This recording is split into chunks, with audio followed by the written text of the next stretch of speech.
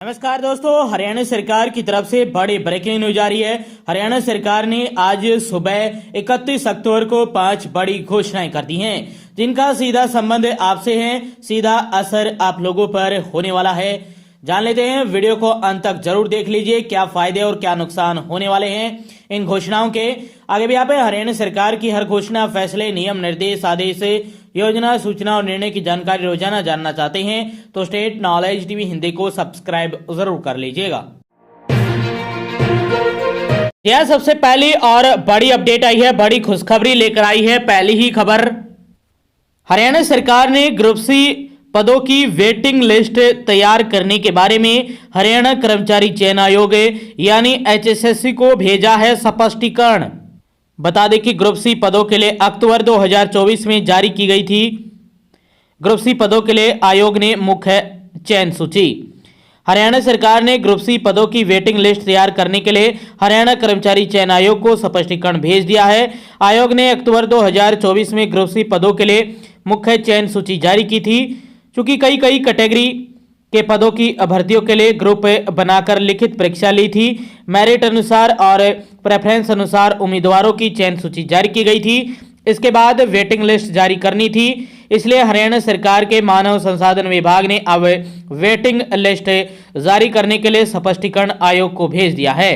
हालांकि यह स्पष्टीकरण भेजे लगभग 1 महीना हो गया है, मगर आयोग को इस स्पष्टीकरण अनुसार चयन सूची जारी करनी से स्पष्टीकरण जारी करने से पहले मुख्य सचिव कार्यालय में मानव संसाधन विभाग में एक मीटिंग की, जिसमें विभिन्न विज्ञापनों के अंतर्गत पदों के लिए सीटी ग्रुप सी परीक्षा हेतु प्रतीक्षा सूची तैयार करने के संबंध में स्पष्टीकरण भेजने का फैसला करना था।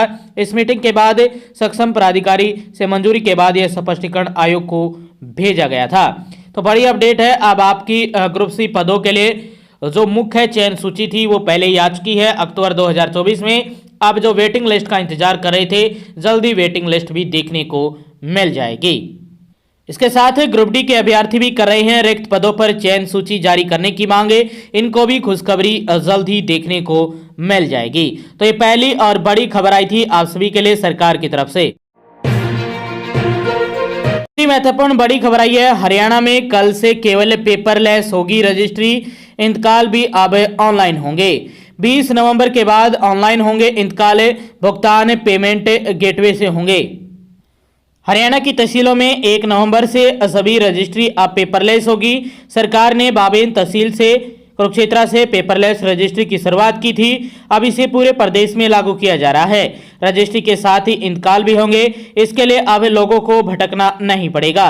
यह सुविधा भी प्रदेश की सभी तहसीलों में 20 नवंबर के बाद शुरू हो जाएगी। प्रदेश में साल भर में करीब 7 लाख रजिस्ट्री होती है। सभी लंबित इंतकाल मामलों का निपटान इस सप्ताह के अंत तक कर दिया जाएगा। विभाग सत्यापन नियमों की समीक्षा कर रहा है, इसके बाद ऑटो म्यूटेशन सिस्टम लागू किया जाएगा।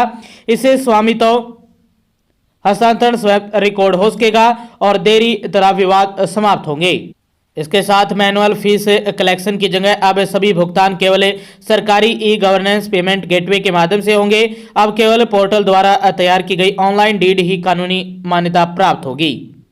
इन डीड यानी रजिस्ट्री को भूमि अभिलेखों से स्वयं सत्यापित किया जाएगा और संबंधित अधिकारियों द्वारा डिजिटल हस्ताक्षरित किया जाएगा। डिजिटल रूप में किए गए बदलाव का उद्देश्य है कार्यक्षमता के साथ साथ पारदर्शिता और नागरिक सुविधा को बढ़ाना है। जल्दी सभी तहसील कार्यालयों में QR कोड आधारित फीडबैक सिस्टम शुरू किया जाएगा। जानिए क्या होता है इंतकाल। जमीन के मालिकाना हक में बदलाव होने पर उसे सरकारी रिकॉर्ड में दर्ज कराने को इंतकाल कहते हैं। जब जमीन किसी को बेची जाती है या गिफ्ट की जाती है, विरासत में मिलती है, किराए पर दी जाती है या मालिक की मौत के बाद वारिस को ट्रांसफर होती है, तब इंतकाल कराया जाता है। यह जमीन की डीलिंग्स यानी कानूनी पालन, स्टिक और अपडेट जमीन के रिकॉर्ड बनाए रखने में महत्वपूर्ण भूमिका निभाता है। तो आप सभी के लिए बड़ी अच्छी अपडेट है। कल यानी 1 नवंबर हरियाणा दिवस पर पूरे हरियाणा में पेपरलेस रजिस्ट्रियां होंगी। तहसील में जाने की जरूरत नहीं है, कॉमन सर्विस सेंटर से आप अपॉइंटमेंट वगैरह है, जो भी अपने डॉक्यूमेंट है, अपॉइंटमेंट है, टोकन है, सब कुछ है आपको ऑनलाइन ही मिलेगा।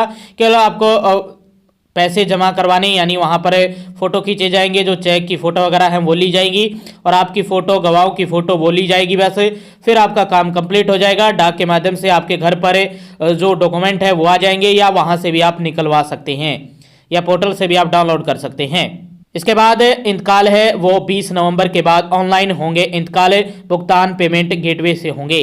तो ये दूसरी महत्वपूर्ण बड़ी खबर आई थी आप सभी के लिए। अब आपको तहसीलों के चक्कर काटने की जरूरत नहीं होगी, और ये दूसरी महत्वपूर्ण बड़ी खबर आई थी आप सभी के लिए। तीसरी महत्वपूर्ण बड़ी खबर आई है, हरियाणा सरकार ने पंचायतों के अधिकारों पर निदेशालय का पहरा बैठा दिया है। ग्राम पंचायतों को पहले एस्टीमेट भेजना होगा, जांच के बाद काम को निदेशालय से मंजूरी मिलेगी। अब तक ग्राम पंचायतों से लेकर एक्शन स्तर के अधिकारी तक ही प्रक्रिया चलती थी, मगर अब हरियाणा सरकार की ओर से इसके लिए रूरल डेवलपमेंट फंड HRDF जारी करने को लेकर नियमों में बदलाव कर दिया है। इस बदलाव के बाद ग्राम पंचायतों को पैसा तभी मिलेगा जब वहां से कार्य के 3 स्तर की जियो टैगिंग तस्वीर मुख्यालय भेजी जाएगी। सरकार की ओर से इस संबंध में 21 अक्टूबर को लेटर जारी किया गया। हालांकि लेटर अब सामने आने के बाद सरपंचों का विरोध भी सामने आने लगा है। प्रदेश सरपंच एसोसिएशन ने राज्यसभा सांसद सुभाष बराला से मुलाकात भी की है। हरियाणा सरकार की ओर से किए गए बदलाव के बारे में जान लीजिए। पैसे रिलीज कराने के लिए 3 स्टेप फॉलो करने होंगे। पंचायतों में होने वाले विकास कार्यों का पैसा रिलीज होने के लिए पहला स्टेप में काम शुरू होने पर मुख्यालय फोटो भेजी जाएगी। दूसरे स्टेप में काम 50% पूरा होने पर तस्वीर लेनी होगी। तीसरे स्टेप में काम पूरा होने पर फोटो मुख्यालय भेजनी होगी। इसके बाद काम करने वाली एजेंसियों के बिलों का सत्यापन भी मुख्यालय से किया जाएगा। इस प्रक्रिया के बाद पैसा जारी किया जाएगा, यानी अब HRDF का पैसा डिमांड करते ही ग्राम पंचायतों को नहीं मिलेगा, काम होगा तभी पैसा मिलेगा। एस्टीमेट की लेनी होगी मंजूरी। पंचायतों में होने वाले विकास कार्यों के लिए एस्टीमेट मंजूर कराने की प्रक्रिया में भी बदलाव किया गया है। इसके अनुसार 21 लाख रुपए तक सभी एस्टीमेट की जांच ग्राम पंचायतों को chief engineer to headquarter को भेजने होंगे, ताकि वे इसके बारे में सीनियर अधिकारियों को बता सके। इस प्रकार एक्शन की ओर से भी सभी estimate chief engineering one head quarter Yashveer Pawar को भेजने होंगे। ग्राम पंचायतों की ओर से विकास कार्य के बिल HRDF के अकाउंट ऑफिसर को भेजने होंगे। इसके बाद सीनियर अधिकारियों के जरिए यह बिल HRDF के MD के पास आएंगे, तभी ऑनलाइन भुगतान होगा, बिलों का सत्यापन किया जाएगा। जो लेटर सामने आया है अब हरियाणा ग्रामीण विकास निधि प्रशासन बोर्ड की तरफ से, ये लेटर है, आप पूरा लेटर देख सकते हैं।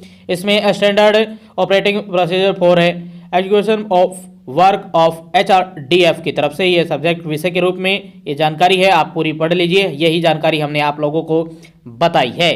तो ये तीसरी महत्वपूर्ण बड़ी खबर आई थी आप सभी के लिए पंचायतों को लेकर। चौथी बड़ी खबर आई है, हरियाणा विद्यालय शिक्षा बोर्ड द्वारा मार्च 1990 से मार्च 2024 तक के सीनियर सेकेंडरी शैक्षणिक और मुक्त विद्यालय की परीक्षा उत्तीर्ण कर चुके परीक्षार्थियों को अंक सुधार का एक विशेष अवसर दिया है। परीक्षार्थी 31 अक्टूबर से बोर्ड के आधिकारिक वेबसाइट यानी आज से www.boardof-school-education-haryana.org.in पर दिए गए लिंक के माध्यम से 10,000 शुल्क सहित ऑनलाइन आवेदन कर सकते हैं। बोर्ड के अध्यक्ष डॉक्टर प्रोफेसर पवन कुमार, उपाध्यक्ष सतीश शाहपुर एवं सचिव मुनीष शर्मा ने जारी प्रेस बयान में बताया कि ऐसे परीक्षार्थी जो मार्च 1990 से मार्च 2024 तक सीनियर सेकेंडरी की परीक्षा उत्तीर्ण कर चुके हैं, उन्हें शिक्षा बोर्ड द्वारा अंक सुधार का एक विशेष अवसर प्रदान किया गया है। ऐसे सभी परीक्षार्थी एक या अधिकतम 2 विषयों में अंक सुधार के लिए आवेदन कर सकते हैं। बता दें कि आज 31 अक्टूबर से लेकर 15 नवंबर तक कर सकते हैं आवेदन। इच्छुक परीक्षार्थी ऑनलाइन आवेदन करते समय पूर्व में बोर्ड कार्यालय द्वारा जारी किए गए उत्तीर्ण प्रमाण पत्र की राजपत्रित अधिकारी या सरकारी और गैर सरकारी मान्यता प्राप्त विद्यालयों के प्राचार्य से स्थापित फोटो प्रति अपलोड करते हुए आज 31 अक्टूबर से 15 नवंबर तक एक मुक्त 10,000 रुपये परीक्षा शुल्क सहित बोर्ड के आधिकारिक वेबसाइट पर दिए गए लिंक के माध्यम से ऑनलाइन आवेदन कर सकते हैं। अंतिम तिथि के बाद कोई भी आवेदन स्वीकार नहीं किया जाएगा। तो ये बोर्ड की तरफ से आप सभी के लिए बड़ी अपडेट है। यदि आप अंक सुधारना चाहते हैं तो ऑनलाइन आवेदन शुरू हो चुके हैं आज 31 से लेकर 15 नवंबर तक। तो और ये चौथी महत्वपूर्ण बड़ी खबर आई थी आप सभी के लिए बोर्ड की तरफ से, हरियाणा भिवानी बोर्ड की तरफ से। बड़ी खबर में 2 बड़ी अपडेट है। पहली अपडेट आई है, राज्य सरकार ने कपास खरीद को लेकर नई व्यवस्था लागू की है। अब 12% से अधिक नमी वाली कपास सरकारी खरीद के दायरे में नहीं आएगी। किसानों को न्यूनतम समर्थन मूल्य यानी एमएसपी पर फसल बेचने की सुविधा देने के लिए सरकार ने कपास किसान ऐप लॉन्च किया है। इस ऐप के जरिए किसान अपनी फसल से जुड़ी जानकारी सत्यापित करे आसानी से बिक्री प्रक्रिया पूरी कर सकेंगे। राज्य सरकार के अनुसार यह ऐप गूगल के प्ले स्टोर और एप्पल के iOS दोनों प्लेटफॉर्म पर उपलब्ध है। किसान अपने मेरी फसल मेरे ब्यौरे पोर्टल पर दर्ज मोबाइल नंबर से ओटीपी के माध्यम से लॉगिन कर सकते हैं। लॉगिन करने के बाद ऐप में दिखाई गई कपास बिजाई भूमि की जानकारी को पोर्टल के रिकॉर्ड से मिलाना आवश्यक होगा। वहीं सत्यापन पूर्ण होने के बाद किसान निगम के निकटतम खरीद केंद्र पर स्लॉट बुक कर सकते हैं ताकि उन्हें एमएसपी योजना का लाभ मिल सके। सरकार ने किसानों से अपील की है कि वे कपास की नमी 12% से अधिक न रखें। इससे ऊपर की नमी वाली कपास की खरीद नहीं की जाएगी।